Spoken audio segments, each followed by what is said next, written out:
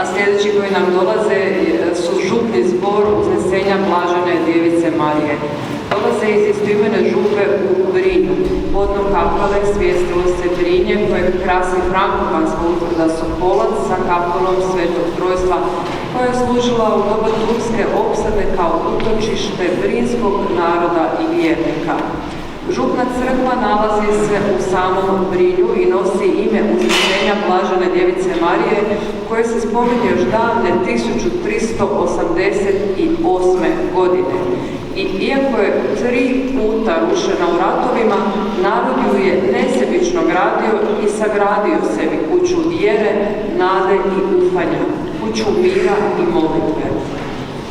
U toj crkvi ustrajno se animira sveta misa od davnina, a ovaj večerašnji sastav se vrijedno okuplja od 2012. godine, broji 15 aktivnih članova i 2 orguljaša pod vodstvom Nikole Blažanina.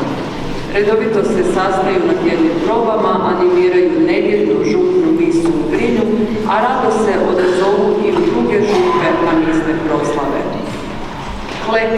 Klekni pod raspelom, pod raspetim Krista tijelom i reci: Isuse, smiluj se. Prosti, Oče, prosti o svima grijehe teške grešnicima. To su stihovi kojima nas župni zbor iz Brinja poziva na korismenu pripremu ususret Kristove muke.